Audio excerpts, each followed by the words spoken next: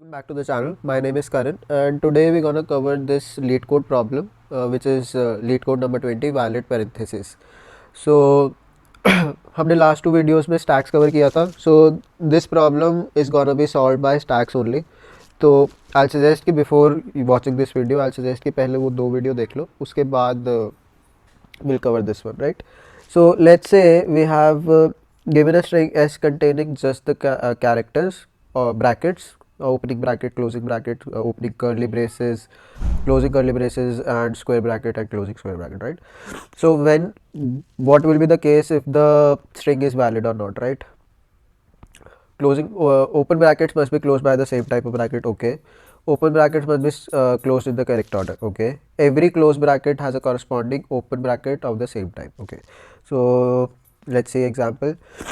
S has opening and closing bracket and then we have opening closing bracket and then square bracket and curly bracket, right? And then we have, this is an invalid string because it has opening bracket but it has closing square bracket, so that's the case, right?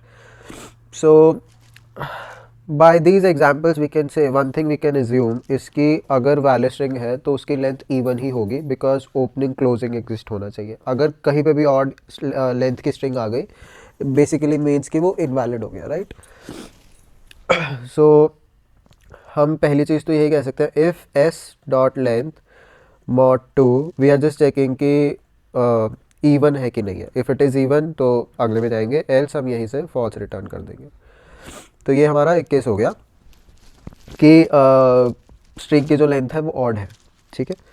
Now let's say for other cases when it is a valid input, right, मतलब even length है. So let's say for let i is equals to 0, i less than equals to s dot length minus 1 i plus plus.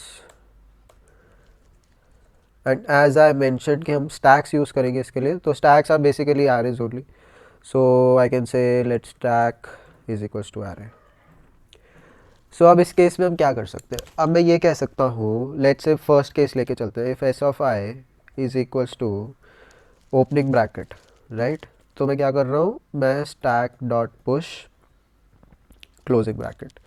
Else if S of I is equals to, इसको थोड़ा सा, हाँ, is equals to opening curly bracket, तो stack dot push closing curly bracket. Else if S of I square bracket stack dot push closing bracket. Else if अगर कोई भी case नहीं है तो हम ये कह रहे हैं stack dot length length is equals to 0, या फिर stack dot pop is not equal to S of I, तो रिटर्न फॉल्स.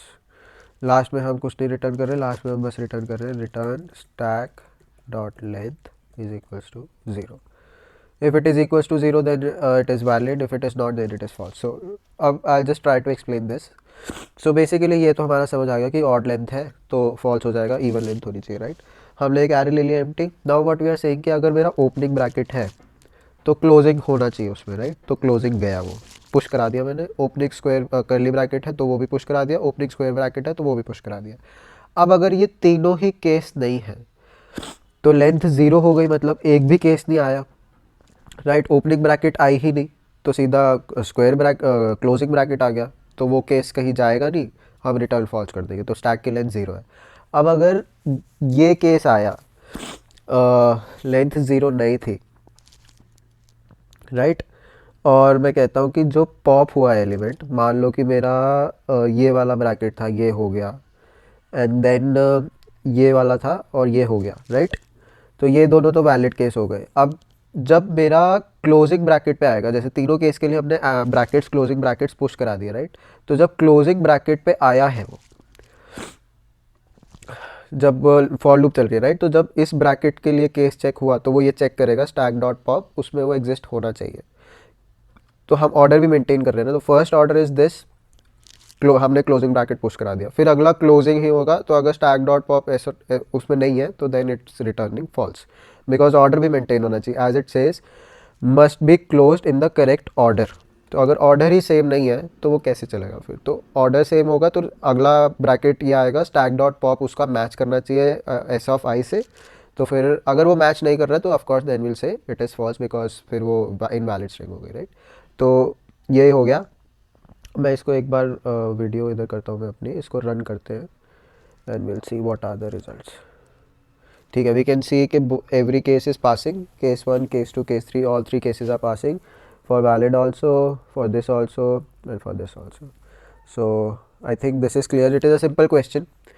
तो मेन थोड़ा ट्रिकी पार्ट यही है कि पहली बार तो ये केस चेक हो रहा है, फिर हमने पुश करा दिया, अब अगली एज इट से इसकी करेक्ट ऑर्डर होना चाहिए, तो हम चेक कर रहे हैं कि ये वाला पुश, तो अगर ये पुश किया है तो अगला जब लूप चल रहा है अगला कैरेक्टर जो होगा वो क्लोजिंग ब्रैकेट ही होना चाहिए। तो स्टैक डॉट पॉप जब कर रहे हैं, जो हमारा लास्ट एलिमेंट है that should be equal to S of I जो उस टाइम लूप में है।